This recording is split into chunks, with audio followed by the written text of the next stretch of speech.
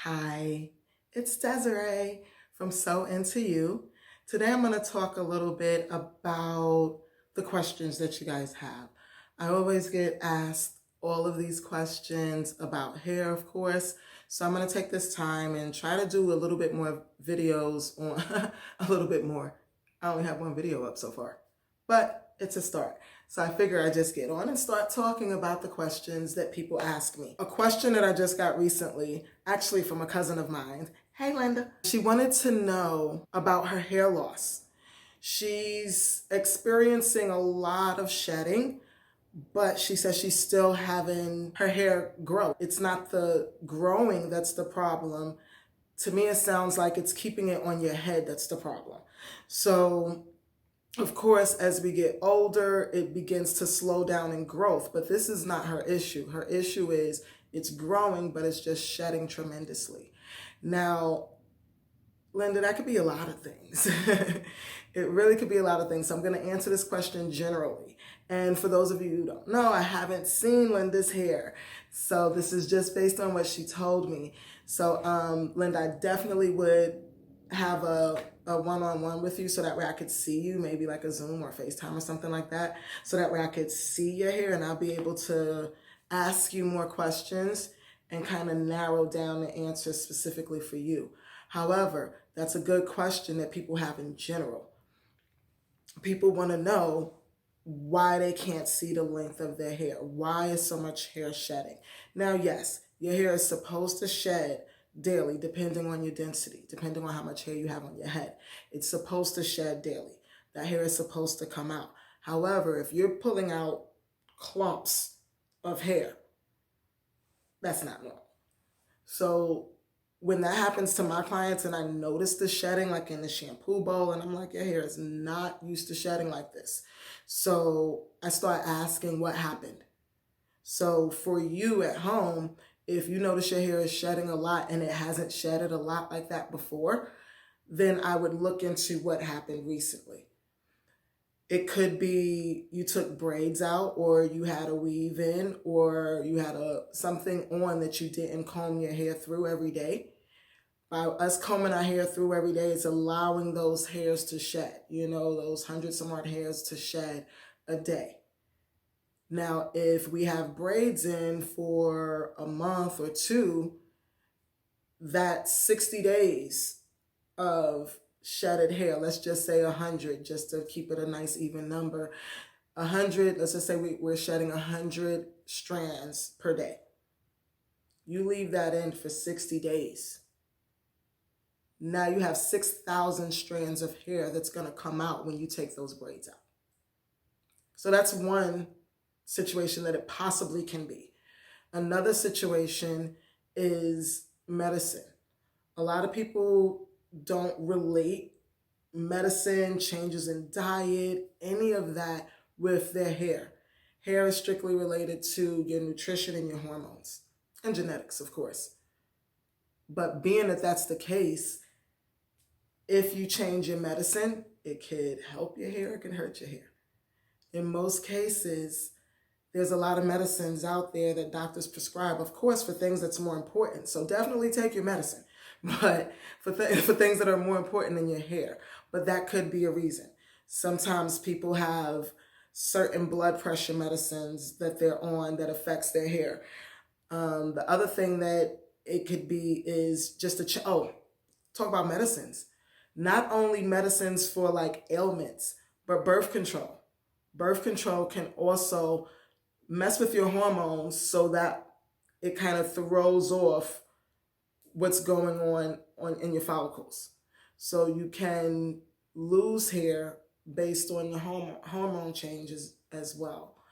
The other thing that it can be is diet. I did mention diet. If you made a strong change in your diet, that could be something that your hair is getting used to. I've seen that happen before, people that went specifically to the keto diet. And that's the only one I could, because that's the only one that I heard about, but I'm pretty sure it happens. When you have a change in nutrition in your body, everything has to kind of catch up and readjust. So sometimes that affects your hair. And if that's the case, your hair gets used to your new diet, and hopefully it'll kind of get back on the schedule. Other thing is, another reason for ample shedding or abnormal shedding, it could be something wrong with your health. A lot of times our body tells us things that's wrong, right? Our body is made miraculously, right? Our body is amazing the way it works. It's this crazy machine, right? That is all in sync and everything is made to work together. So being that we have this amazing structure that we're blessed to live in, it does its job. It tells us when something's wrong. So sometimes your hair shedding could be a signal that something is wrong. Specifically speaking about the thyroid. Again, I only speak about what I know. So I've had multiple incidences where my clients over the years, I've had maybe about 3 or 4 clients, but the first one taught me a lot because I had no clue why her hair was falling out. And it was more than just shedding. It was shedding in patches, but it was growing back. So it was still growing, but it would just kind of shed in patches, like mainly back here in the back area of her nape. And I treated, we kind of looked into her history and everything. And then I told her, I said, well, at this point, I'm going to tell you to go to your doctor and check your nutrition, pretty much check your insides. Because I see everything on the outside. Everything on the outside is doing good. But check your insides. And sure enough, she went to the doctor and she had, I don't remember if it was overactive or underactive. I do know both overactive and underactive thyroids can affect your hair. So that was an eye-opener for me. But I'm glad that I was able to experience that with her because I was at awe. I didn't know what was going on. And it was her thyroid. Once she got on some thyroid medicine, then everything started regulating. But some key things that I took away from that was she was saying she also had an overactive appetite, like her appetite was fluctuating. And she also mentioned like hot sweats or stuff like that. And she wasn't menopausal. So yeah, it was her thyroid. So once I found that out from the first one, when I started seeing similar situations, that's what I would do. I'm like, I'm not a doctor, but this is what I've seen before. Next time you go to your doctor, have them check your thyroid. I guarantee you, like, no lie, every person that I told to do that, it was their thyroid. So that can be an issue as well. It's just so many things that it could be.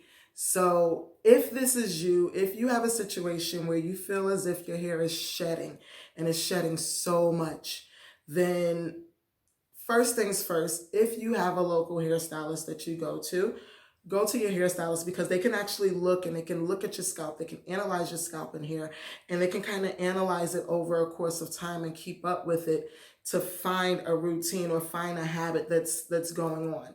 I can't look at anyone's hair in one session and say, this is what it is. I may give you some suggestions on what it might be.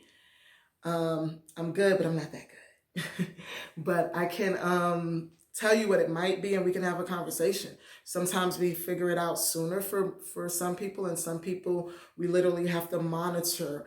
And for some people, I'll like take images of the area, their trouble area, whatever, and just monitor it over the course of time. But other than that, I do agree to work hand in hand with dermatologists and physicians because a lot of what we see on the outside, as we know, comes from the inside. Right? I can only do so much on top of your head.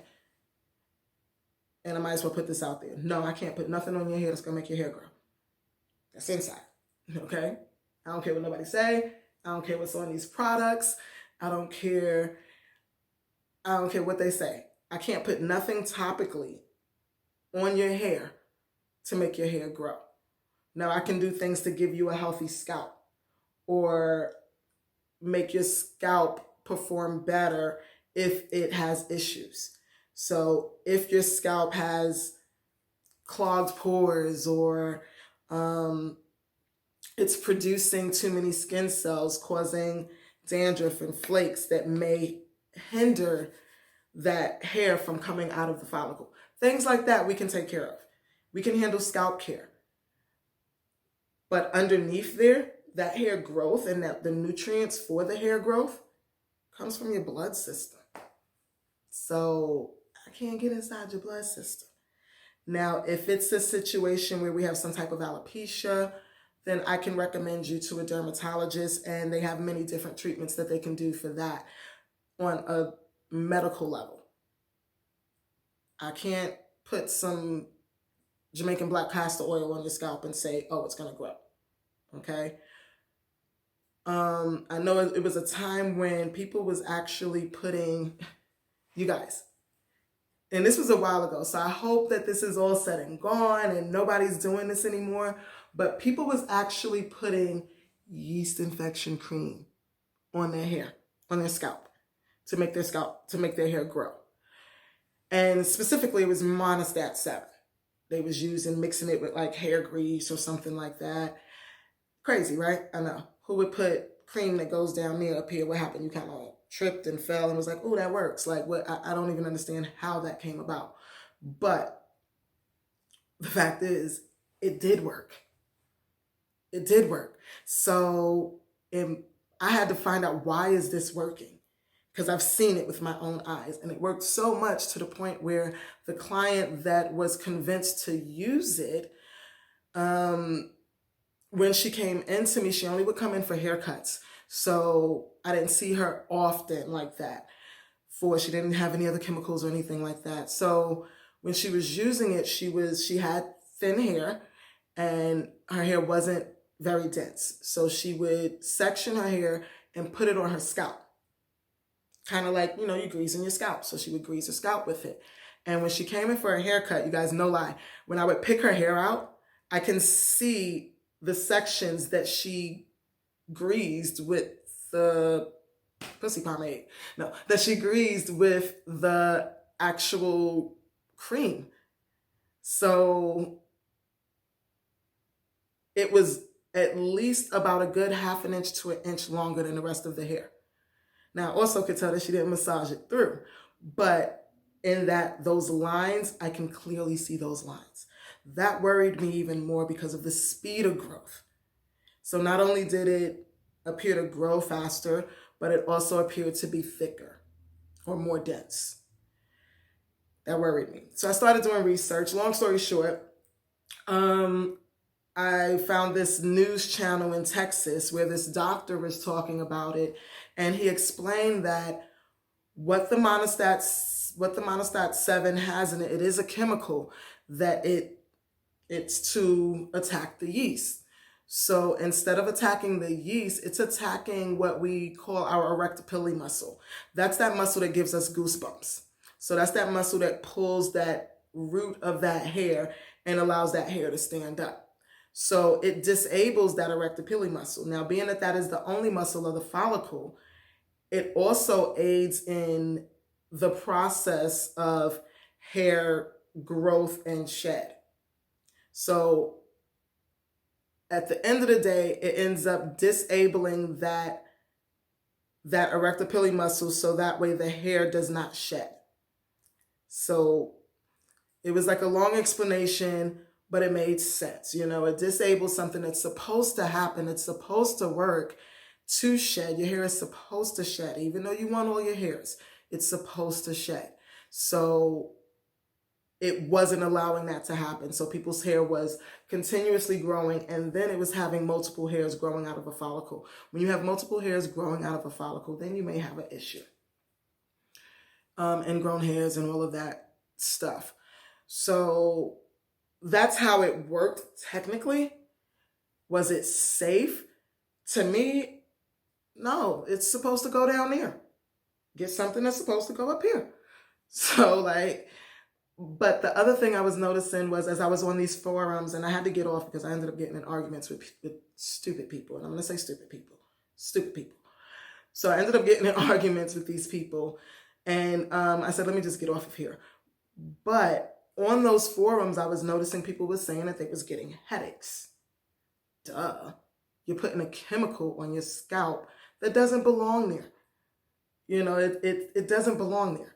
So people were getting headaches, and they was like, oh, well, you didn't get the mixing proportions right. You put too much of the monostat. So next time, just use a little bit of pussy cream. Then you're going to use, no, let me stop. So it was just, they was giving them directions like it was a recipe.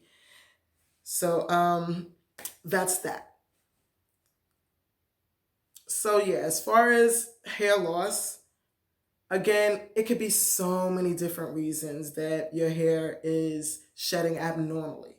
I would first, again, go to your hairstylist and let someone look at it and see. Tell them what you're experiencing.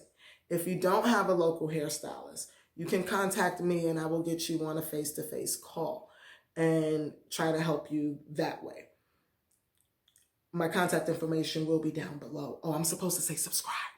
Subscribe and make sure you watch the rest of the videos that's coming. So one, you want to make sure you go to your professional and tell them what you're experiencing and let them look at it and see what they say.